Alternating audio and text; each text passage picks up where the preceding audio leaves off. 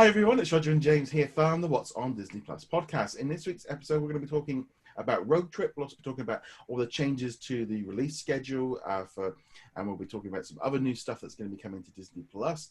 But before we get into that, a quick bit of housekeeping. If you haven't already done so, make sure you do subscribe to the YouTube channel or to the audio platforms as well. You can find us on like Spotify, etc. Also, a huge shout out to all of our patrons where you can support us from as little as $1 a month.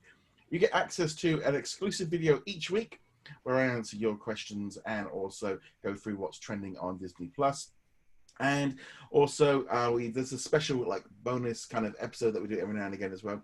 So I think in this week we're going to be we're talking about Atlantis. So just going to do a big shout out to Seth, Jacob, Sarah, Joshua, the Juice, What's on Netflix, Andrew, and also Julie for all of your support. As you can say, this really does make all of the difference with everyone helping out and doing that. It does really help with all the costs of running the podcast, etc. So, James, let's jump into it. Road Trip. What did you think of this new series that you've seen so far? So I've seen 2 episodes so far. I picked them at random. I did episode 2 and episode 5, which is Papua New Guinea and Lebanon, respectively. And I have to say, overall, I enjoyed them both very much. I do have a couple quibbles with the series, but on the whole, really well done. It was great to see these places in a different light, especially Lebanon, because at least here in the States, whenever that comes on to the news cycle or whatever, it's always about, a drone getting shot down or bombs or stuff like that. So getting to see it in a different context was really good, and it's well produced. Not sure how much I like the younger one of the hosts, but minor issue. Yeah, so I watched 2 episodes early in the week because I did have access to a couple episodes a little bit early. That's why the reviews went up on Monday. And I did watch another 2 episodes last night, so still got 2 more to go. I enjoyed it. This was exactly what I was looking for. I like travel shows. I like documentary shows. There's a couple of things in this one was a little bit iffy, but lots of it I enjoyed. Like I said, the locations, nice to see them go into places people don't go. Also, getting away from the whole idea of that, this whole thing of there are different things going on in these countries. Sometimes, especially from and you definitely see this in one of the episodes where they talk about, only going somewhere because of the war and never really kind of getting to see the country on its good terms of being a tourist. And I like all of that. Also a bit of sort of sightseeing. I wouldn't really say they were sightseeing, but they were kind of doing it a bit different. But it was much more, I think, as well about the story of them 2 traveling together, because he didn't spend a lot of time at home when they were kids until the accident. And I thought as a whole, it was a really good, enjoyable show. Had the show been on any other channel, I would have watched it because of I would have been like, yeah, I'll watch that one there. In fact, it's on National Geographic as well. This could have easily just been on the main channel and could have ended up coming to Disney Plus in a few months' time, and it wouldn't have even, been like, oh yeah, that's not. It's a good Disney Plus original. It is exactly what I think we need more of. I know as much as a lot of people don't like all the National Geographic content for some bizarre reason, but I think for us, we definitely fall into the bracket of we enjoy all of this. A couple other things, like you said, about the lad, I think it was at Mac. The thing is, I think this is the first time he's actually ever done anything on camera. He was a photographer, and so therefore, I think, he was a little bit subdued in the first few, that you can tell the dad knows how to be on camera, knows how to ask questions, knows how to try. He's kind of in work mode of trying to get stories out of people and constantly jumping out. Whereas the son's kind of like, I don't know really what I'm doing here, but I'm enjoying just spending this and doing this and taking photographs and stuff. And yeah, there was this one whole thing I was just watching last night, and they've ended up having to go in separate cars because I think they had a little bit had enough of each other. And I can understand that. I can get how, spending months and months with people can cause that kind of thing. But anything else from that show that you thought? Well, I wanted to talk a little bit more about their relationship a bit, because jumping from episode 2 to episode 5, you do actually see a bit of a shift. I don't know if the shows are actually shot chronologically or if that's just kind of how they edit it together. But episode 5, they're in Lebanon, and you definitely get that difference between them that you were talking about. There's a drone that crashes into an apartment complex in the middle of that episode, just as part of the region, and the father instantly goes into reporter mode. He wants to see the crash. He takes you on a tour through the apartment building, and he is very much working. Whereas the son's just like, I'm not really interested in the drone crash, and he just wanders around town taking pictures and talking to people. And then they also highlight the difference between son and father, where the son just kind of hangs back a bit when they go to a big rally, and the father's just in there making friends and chatting people up and making connections. Yeah, I think that's definitely noticeable. I mean, again, I think because he's a photographer, he kind of steps back and watches from afar and takes, and that's kind of, that's how he is in his personality. The dad's obviously been trained and has got that much experience, and that's ultimately is what's it's going to come down to. And there is that kind of feeling, I think, again, of Mac having a little bit less character and can be a little bit, I would say, quite vanilla. I wouldn't say neither of the. I kind of think the dad does have some kind of natural, like, on-screen sort of thing, but the son kind of lacks that kind of thing. It hasn't got out of him yet. But I think as the episodes go on, it does improve. And I just like the whole idea of what they've done with this one. I think the whole thing of with him having the accident and having everything that went on and a new lease of life, I think that's all really cool. Again, I'd never heard of this guy beforehand. He was never, ABC News isn't a thing for us, so therefore, I was completely unaware of it. But I think it's kind of pretty cool. Nice to have something, like I said, for grown-ups on Disney Plus.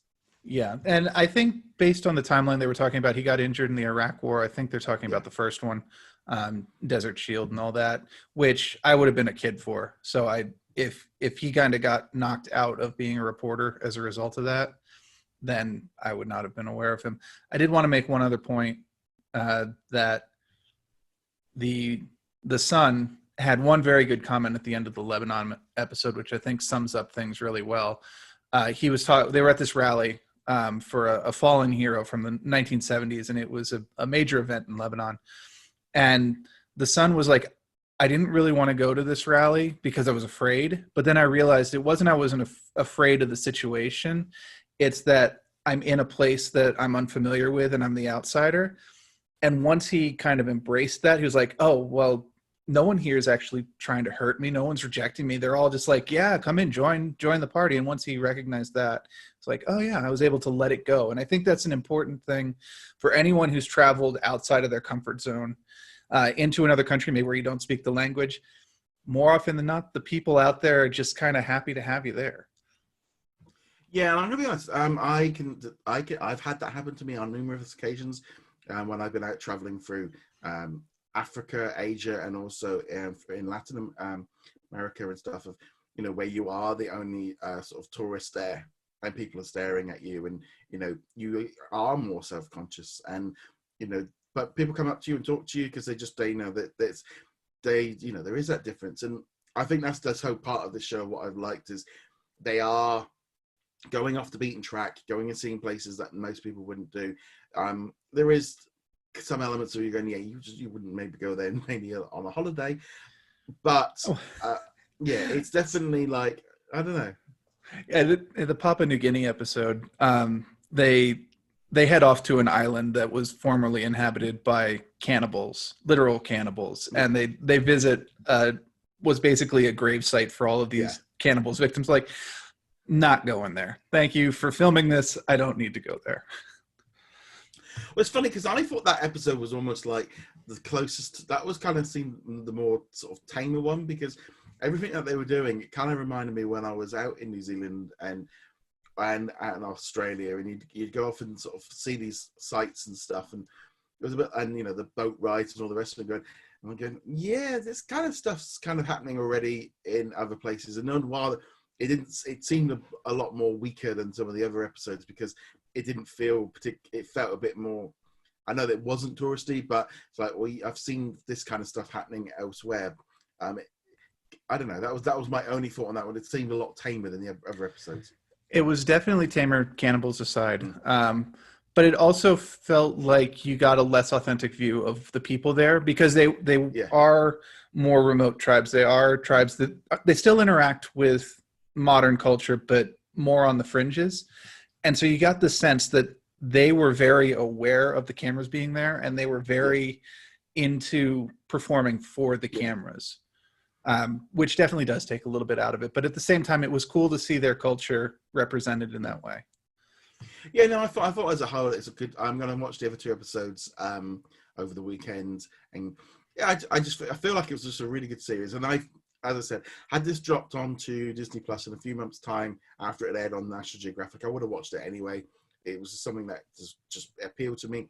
I understand why there's not really a lot of hype over this series. It doesn't appeal to a lot of people, which I think is a shame, because I'm sure that the numbers on this might not be maybe as good as they maybe need to be, because I can tell just literally from the reactions to articles and videos and stuff where I mentioned the word road trip, and yeah, it is a little bit crickets. And it was funny because, and I kind of want to get onto this one.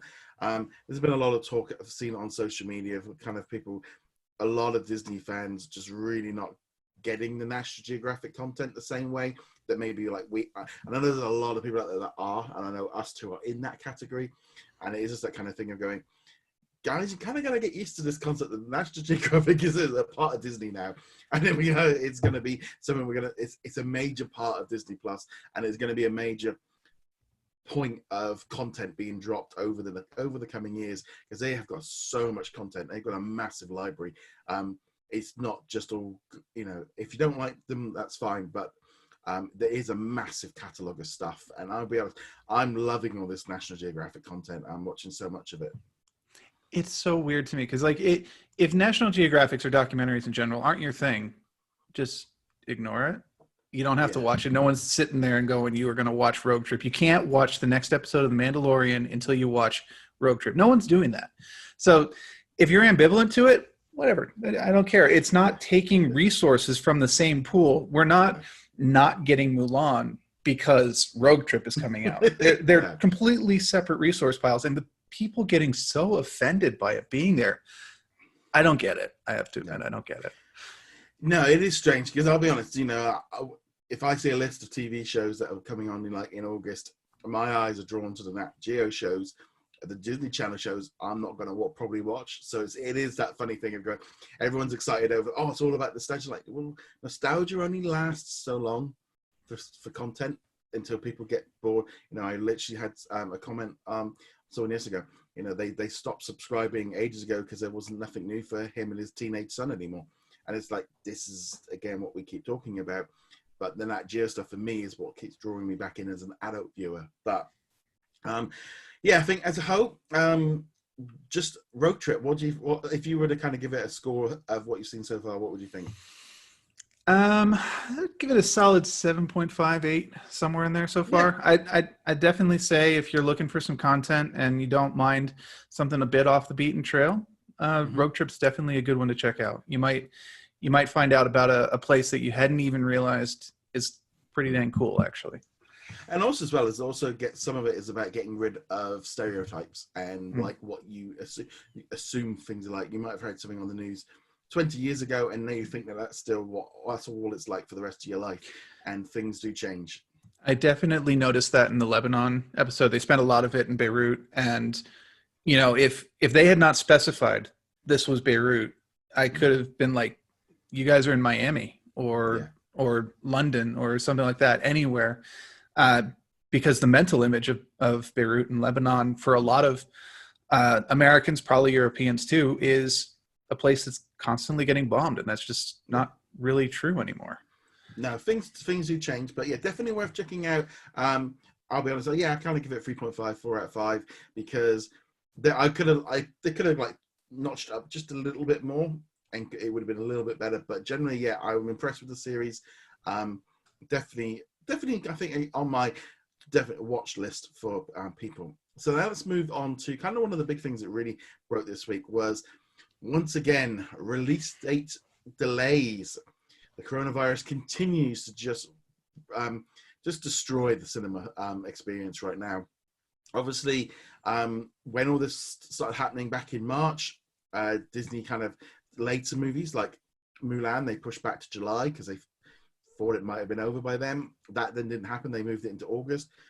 August is quickly just, we're just literally a week away from the beginning of August, and things ain't changing anytime soon with California and New York having all their theaters still closed, and just in general, people not wanting to go out. It's just like, yeah, they've started pulling movies. It's been this kind of never-ending thing moving forward of what's going to happen with those release dates. Tenet from Warner Brothers, that kind of got pushed back. Disney then pulled Mulan, and they've pulled it. It's no longer coming to cinemas. They even put out a little statement saying that they're going to be reassessing how they release it, because they want audiences to see it. I would view that personally as it's going to video on demand as a premium rental, and then coming to Disney Plus shortly thereafter to try and recoup as much cost as possible. The way it was worded, and they'll be announcing stuff soon. I would not be at all surprised if we find that out either in the coming week or possibly the week after, when we have the for the financial results. Usually on that day, they like to announce stuff that makes them money. So my guess is maybe on April 3rd, when they have the next investor call, I think it is, they will announce it's coming to premium video on demand to kind of boost up the stock price a little bit. That's usually how that thing works. Yeah, I expect that their Q2 results are not going to be particularly favorable, and they're going to need something positive to make sure that there isn't just a giant rush on selling their stock off. And that's not a Disney specific thing. I think the vast majority of companies are right now scrambling to be like, nope, no, let's see, positive. We have something good to announce right here. Happy, but the quarterly calls coming up are it's going to be a massacre. The only thing is in some ways, pretty much most businesses are in the same boat. So there's going to be a little bit more scope of going, well, we're bad, but everybody's bad. And the only good thing is, in some ways, that since the last one, obviously some of the theme parks have reopened. Things, yeah. That's kind of a whole other topic. But it's kind of a situation. Well, and it is, I think that's going to keep moving forward. So they've pulled Mulan. So I suspect that's going to be hitting, like I said, premium video followed by Disney Plus. I wouldn't expect the Disney Plus announcement to be in with the premium on demand, because if they turn around and say it's like 2 weeks like they did with Onward, or a month or whatever, it will just mean people will hold out. So expect the kind of, but I don't think it'll be too long. Essentially, Disney can't keep holding everything back, because eventually you're going to end up with, it's like 2021 is going to be stacked fully up with too much stuff, and 2022 is already, I mean, as part of this, what they've done is Avatar is moved back a whole year, and that's then had a knock-on effect, because that's now going to be running 2022 to 24, 26 and 28, which also then moves all the Star Wars movies back from 2023 to 2025 to 2027. And then also what's happened now is Spider-Man 3 is now taking Avatar's Christmas spot for next year. And yeah, so that's all been moved. They've also reshuffled around a whole load of the 20th Century Studio and Searchlight movies. They've all been reshuffled around a bit. It looks a little bit along the lines of, we'll send them out and see how they do first before we send our big ones. That's kind of how it looks with the Searchlight ones. So things are moving around all over the place. The thing is with the Avatar ones, they are actually filming them right now down in New Zealand. So production is back underway, and they've got 4 movies that they're filming. They've obviously got a lot of work, but they have lost 4 months worth of work. And I suspect, like many of us that have returned to work, everything's taking longer. Everything's because of social distancing and all the rest of it. I expect they're just like, yeah, we need some more time to get this all done. But yeah, this is just a knock-on effect, just knocked everything back. I would not be at all surprised if we start seeing some more dates change. I wouldn't be surprised if Black Widow ends up moving into February's Eternal slots and all the Marvel movies get shifted back. There's been a lot of rumors all over the internet of Soul also maybe becoming a Disney Plus exclusive, because they're not sure about that one. Then we have New Mutants, which is still scheduled for August the 28th to come out in cinemas, with the words fingers crossed next to it, because they had a panel this week where they talked about it. They were even sort of taking the mick a little bit of the fact that the movie keeps getting delayed. The fact that they put fingers crossed in the title was like, and there was this leaked video that might be fake. That's said it was coming to Disney Plus on September the 4th. Disney have said that to me personally that it's not news and it's fake, but I don't know. It's the things the way going on. I really don't know what's going on. The trouble is with New Mutants is, in some ways, they've either got to send it to Disney Plus or they've got to do premium on demand, and then it goes to HBO Max. So it depends which brings them the most money right now. But yeah, movies are all over the place right now, and it's going to continue. As you said, this is not the last delay we're going to see. I think delays are going to continue to be the story of the year. And you mentioned like the spotlight pictures and things like that. I think actually Disney, as well as a lot of the other major companies, are taking their cue not from internal development, but from Tenet, the movie, the Nolan movie. Yeah, it really seems like all the moves that we've seen, not just from Disney, but announcing we're pushing back or we're going to release on video on demand, have all been based on what Tenet does, because no one wants to be in the week that Tenet opens. And most people are considering that like one of the major non-Disney releases of the year, and for whatever reason, that has become like the ripple point. Yeah, I don't understand it either, because I've watched the trailer for that movie and I've it's like Inception. I've seen that movie twice. I still don't know a clue what's going on. It's kind of one of those things of like, yeah, his movies are good, but I think the trouble is, again, Mulan's got whole other issues going on with it, away from all of this, and I don't know. It's just a very strange time. And the only good thing is, filming is now starting to kind of pick up. As I said, Avatar's filming. Tom Holland he's gone out to Germany. He's filming the new Uncharted movie. So once he's done with that one, he's then going to be doing Spider-Man. And filming is starting to pick up. Obviously they can go to studios, even in America, obviously in the UK and stuff as well. They can start filming stuff. They've got to socially distance and do bits and pieces. But generally, things are starting to move. So not everyone's back to full strength, but things are moving and they can film things in audience, maybe not necessarily with audiences, but they can do stuff. Whereas 2 months ago, they weren't doing any of this. So that backlog's going to start building, and they've got to get through the backlog and get through it all. But all the stuff they've got building up, you think like something like Jungle Cruise. Well, that was supposed to have come out last week. That's not coming out till July next year. Well, that's already in the bank. That's ready to go. They could pull on that at any given point. So they've pushed that one. But the whole movie release date schedule, I think, in all honesty, 2020, it's just done. There is just, I cannot see any of the big, I don't think even November. I can't see how they are going to, or if they do, it's going to be premium on demand, or I think they're just going to shift back. I know the cinemas are there saying, they have to release the movies. If they don't release the movies, there's going to be no cinemas left. And I can imagine like Warner Brothers and Sony going, well, we're not going to roll the dice on just, trying to save you. We're trying to save ourselves at this point. It's just like, yeah, it's like, you were sorry, guys, you're on your own. We'll buy you out later. Yep. And it certainly looks like week to week, Bad Boys for Life is going to be the top grossing movie of the year. And the Oscars are going to have like 10 movies total, because there's nothing going to be released. I bet you there's going to be a whole bunch of releases like in the last 2 weeks of December in like 50 theaters.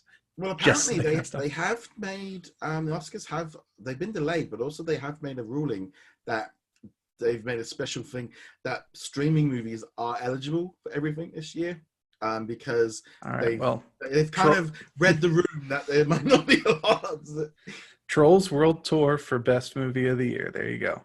Yeah. And one other thought, this is total tangent. If there is not a scene in Uncharted where Nathan Drake is like doing some rock climbing and you see he has to jump over and he just like flings himself into the oblivion, I will be very upset, because I think that killed me more in the Uncharted games than like everything else combined. Yeah, as someone that has played like the 5 Uncharted games, yeah, I'm looking forward to that movie and just seeing how they do it. And plus, Tom Holland, you can't go wrong with Tom Holland. Yeah, but yeah, it is just this really weird thing of what's going on right now of just everything has been pushed back because this is a lot of people are saying, well, they should just release everything. It's like, if they release everything now, they'll have nothing to do next year because all the filming has been messed up. So they're kind of protecting themselves as well for next year. But also, there's only so many movies that people will go see. I think there was an article out earlier this week about the average US person only goes to the cinema 4 times a year. And Disney generally like to have those 4 movies for themselves. Disney like those big tentpole event movies that everyone goes and sees. And right now, those are just not likely to be there. And it's like for us over here, the cinemas have reopened. I've got no desire to go and sit in an air-conditioned room with other people right now. And I think most people are in that same thing. And as much as cinemas are shouting Disney Plus, and this is the other, a lot of people go, bet on Disney Plus. I'm like, it doesn't really bring much money extra in. Disney Plus is still running at a loss and will do for another couple of years. So premium on demand is the only real way of getting real money back. Obviously, Hamilton Spikes did bring in people, and that will continue to happen. Will the one and only Ivan bring a lot of people in? I don't know. I can't imagine it will bring in the same amount of people as Hamilton or Mulan, but Disney have got that line to draw and to sort of step on with all these release dates. Well, speaking of Hamilton, why don't we use that as kind of a jumping point here? Because we've seen previously now Disney seems to be looking at these musicals, these Broadways, as so not easy content, but available content. And one of the announcements this week, of course, was Aladdin popping on here. Yeah, well, it wasn't announced by Disney, but it was by another production, and they filmed this in London last year. And it was the Aladdin show. I did actually go see that show a couple of years ago. I really enjoyed it. So it's in the can. It's just sat there on the shelf, ready for pressing the button to go. And apparently, it's going to be coming later this year. And you look at it going, yeah, they are. That's so going to be a big one for maybe holiday season or something like that, because they've got something in the can. The concept of releasing it at cinemas, I can't see how that would work. You're not allowed to sing. That's kind of one of the rules over here. It's not allowed to do any singing, and so therefore they are filling a room up with people singing would not really go down very well. So therefore, a Disney Plus release would make a lot of sense. Because I don't even think premium on demand. I don't think it's that kind of content. But yeah, so Aladdin the live version, it's already filmed. They filmed it last year. It's just a case of when rather than if, I think. Yeah, and I think in terms of like Disney Broadway, the only thing that would necessarily be bigger than it would possibly be The Lion King on Broadway or Frozen, but I don't think they have a recorded copy of Frozen Broadway. Well, that's the thing. I mean, those are 2 things that they could end up going, right, okay, we're going to film these. They're going to make 2 versions of them. Frozen is done in New York. That's not returning. So that makes it a little bit more tricky. They could film it. And without an audience, and that could work quite well, I would imagine, especially when filming kind of lightens up a little bit. I wouldn't be at all surprised if we get some more of them next year, because this is the other thing. They're going to have to do essentially as much cheap content as they possibly can to fill Disney Plus up quickly, because obviously all these big dramas are delayed and stuff. So I think getting a production of The Lion King going and doing that would be a much more sense. And if they're big hits, I mean, why they haven't done it already? We know they were going to be a big success, but it almost, in some ways, like with Frozen, going, yeah, you kind of could do with like finish wrapping that up, maybe get the cast together one more time and do one sort of swan song kind of thing with Frozen. And to be honest, not that it would be the best solution. They could even pull the one from the Hyperion Theater in Disneyland. It's an abbreviated version. It's not a true Broadway production, but in terms of content, they've got to have a recorded copy of it, as well as Aladdin that was before it. Something that they could put up super cheap and people would actually want to watch. Yeah, I mean, they've got other ones that are like Mary Poppins. I don't know if that one's returning. That one's just returned to. I have no idea. I did actually go see Mary Poppins on Broadway when we were there in New York last. So, there's all these different stage shows. I think we're going to see a lot more of this. I think, and especially Broadway shut down for the rest of the year. The West End, I know Andrew Lloyd Webber's been asking for them all to reopen and all the rest of it, but they're talking like October time. So and I just don't think people are going to be going in the same numbers. But yeah, so that's what I said. The release dates, everything's up in the air, everything's moving around.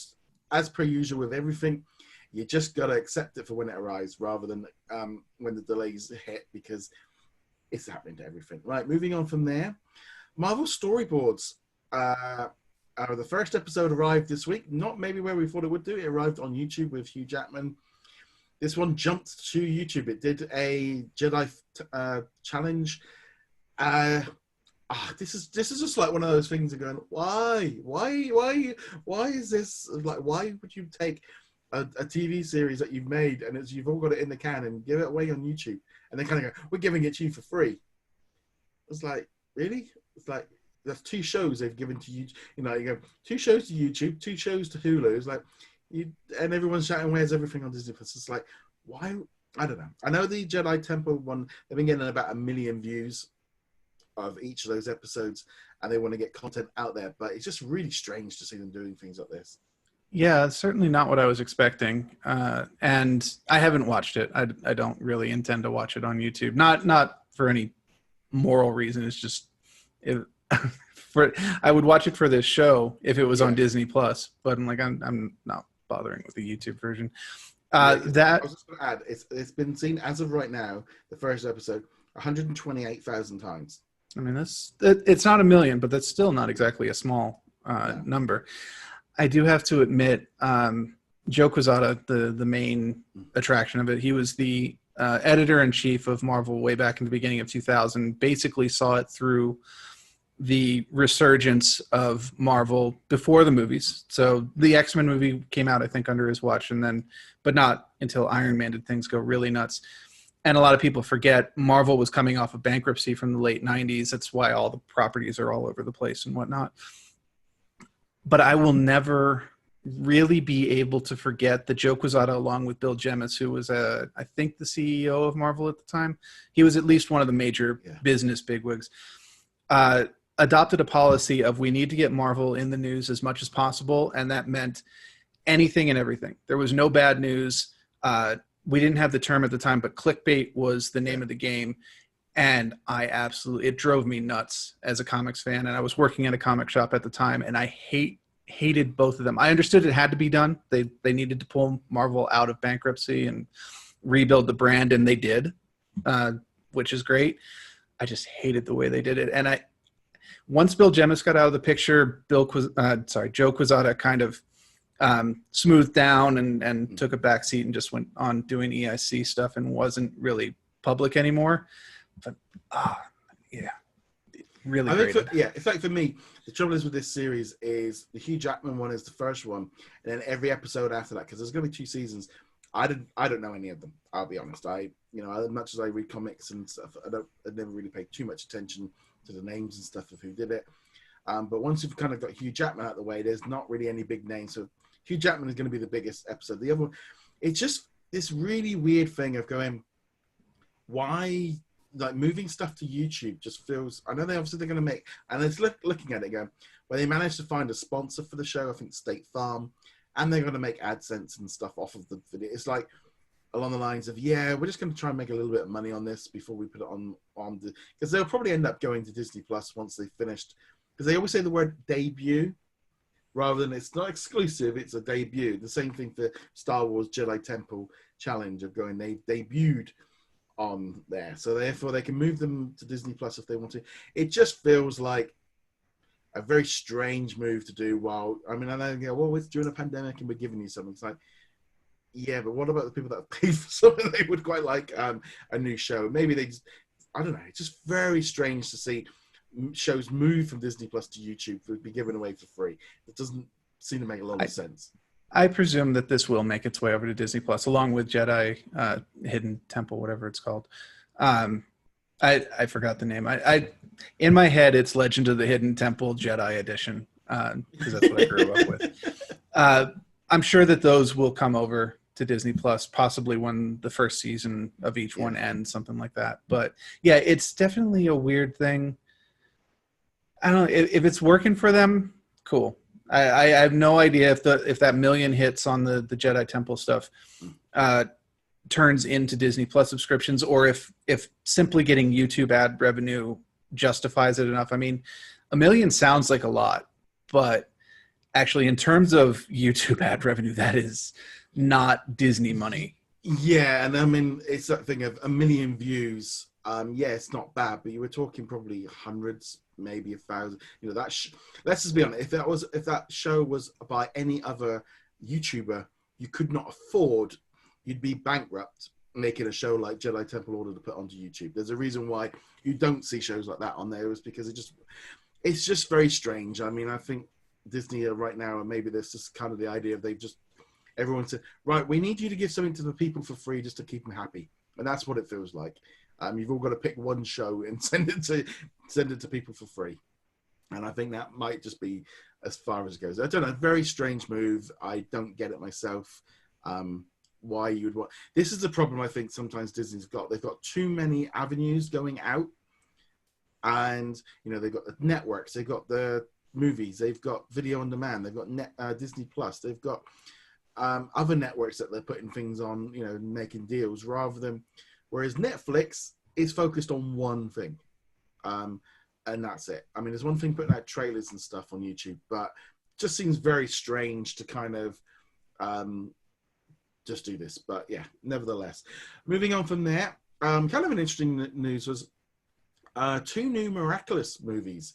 Now, these are Ladybug and Cat Noir. This is an animated series which is very popular. The first 3 seasons are currently on Netflix in the US, though they are available internationally on Disney Plus. They air on the Disney Channel. Disney Plus now has the rights to seasons 4 and 5, and the other seasons will be coming at some point as well to everybody. But there's also 2 new movies. One is based in New York, another one is in Shanghai, and they've got, I think, like pay one window for the Disney Channel and also Disney Plus, which is nice to see. You know, Disney are going around picking up anything they can. Makes sense with them because they've already had an existing deal in like Europe and Asia and stuff. So yeah, just kind of nice to see something coming in like that. Yeah, I'm aware of the series. Not something I've ever watched, and I didn't realize it was up to 5 seasons already, actually. But hey, it's content. It's very popular content. All for it. And maybe I'll check them out. I hope that the movies are accessible for people not having seen the seasons. Given the age range they're targeting, I'm going to assume they are, though. Yeah, it's nothing I would watch, but it's just nice to see kind of something happening. And also just the idea that they can air it on the Disney Channel, but also on Disney Plus, and kind of, because I think that's what we're going to start seeing more of. But also, just like another thing I just want to bring up about the Disney Channel, there's a new movie called Upside Down Magic coming to Disney Channel next week. And it would be like, well, it would make, you know, sense for them to be put on Disney Plus, but as per usual with Disney Channel stuff, everything's a lot slower. Be interesting to see how this works in terms of how quickly it arrives on Disney Plus, because it's going to be arriving on Disney Plus in Australia just a few weeks later, which makes sense because they've not got the Disney channels. And I think this will make sense then going forward, like with like the UK next year when we don't have the channels and stuff, of how quickly things start appearing. And, you know, will this 6-month thing that Disney Channel have got, will it start speeding up? I don't know, but I'm assuming things will start speeding up soon as Disney Channel starts shutting down. But also, as I just realized, there's one thing putting it all on the network but leaving it there for 6 months. You know, things like Zombies 2, you know, is arriving next month in the US. You know, that was released back in February.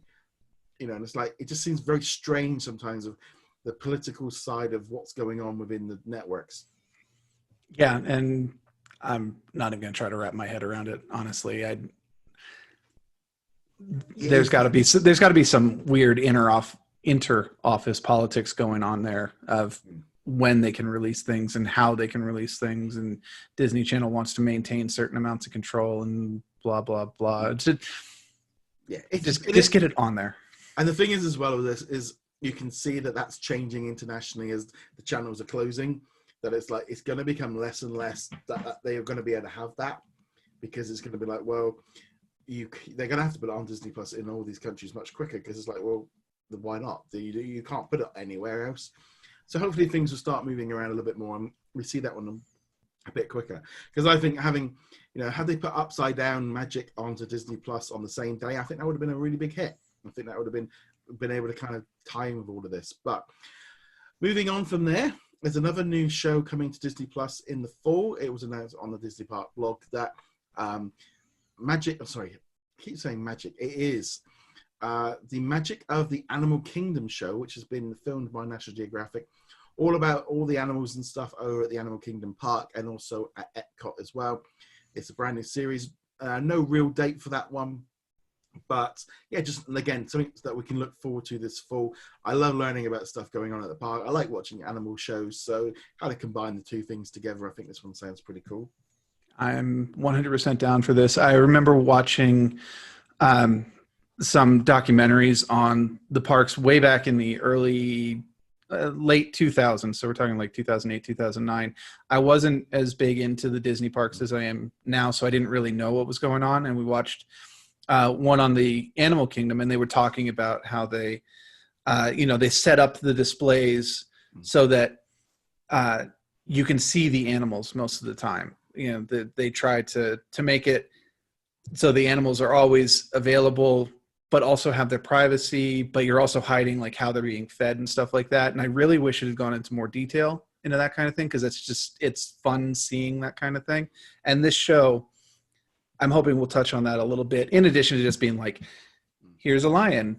We have these 3 lions, and this is how they handle it, and this is how we keep the lions from eating all the other animals and stuff like that. Well, I like these kind of shows. I mean, I've been watching like Secrets of the Zoo, the London edition, and I haven't started on the US version. That's on Disney Plus yet. Also, literally last night we were watching the Crikey show, which is all about the Australia Zoo, the Steve Irwin. And I used to love that show. So this is something like show. I would watch. Something about the Animal Kingdom. Bang on. I like watching shows about zoos. So this is just like a must-have. Also, Marvel 616. We got 2 new sort of sneak peeks at them. There was also a panel at San Diego Comic-Con.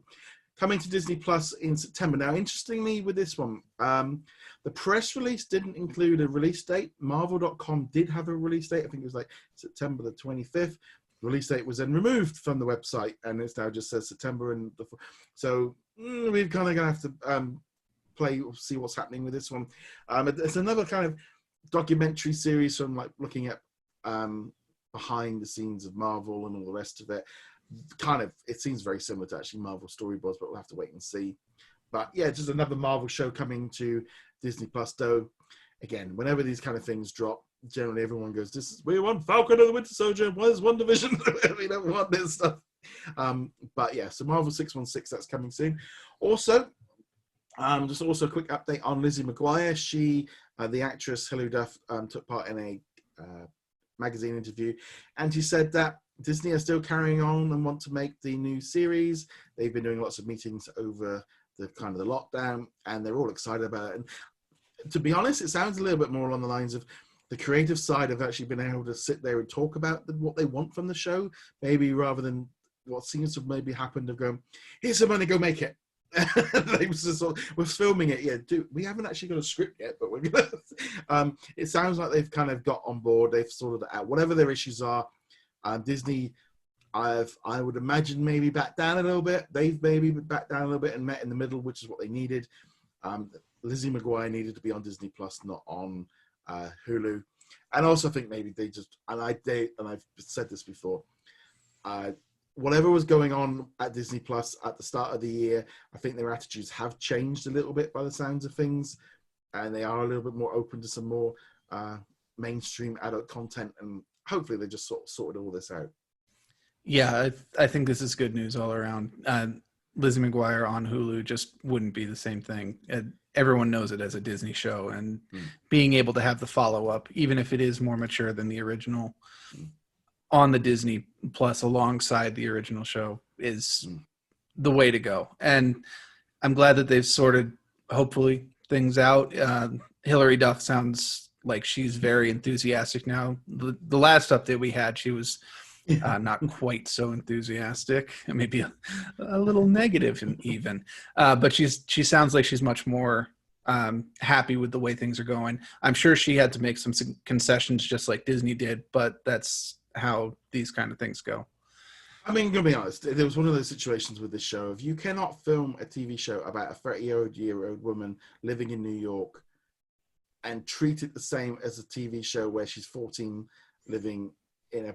It's like, I know they can't, yeah, they can still keep it like Disney Channel-esque, but that's not the whole concept of where she is takes that away from that.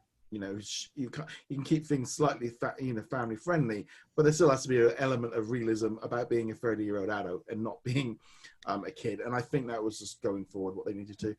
I do think as a whole, it's like I still keep questioning the fact of would the people at Disney Plus now have allowed Love Victor and High Fidelity onto the platform where they maybe didn't back in January. And I do really question of like Hamilton is really kind of, and all the X-Men movies that are dropping in the US right now, you're kind of going, yeah, you can't do that. And then they say that it's like, no, they've made a choice here. They've definitely made a choice. I think it is the right one in this case. And it's perfectly fine for a company to do a turn on this based on feedback. People going, no, we don't want this to just be the Mickey Mouse Club. We want stuff for us too. And I think that is underappreciated when companies are willing to say, okay, we'll listen to you on this one. Also, I think it's important that the company recognizes if you're going to do a Lizzie McGuire 30-year-old show, that the audience for that is not going to be kids. It's going to be the people who grew up with Lizzie McGuire, and they don't want to have the rehash of the problems Lizzie McGuire had as a teenager, as a 30-year-old. They want to be able to watch the show and go, these are the kind of issues that I relate to having to deal with as maybe a late 20s or an early 30-year-old myself. Yeah, such as backache and,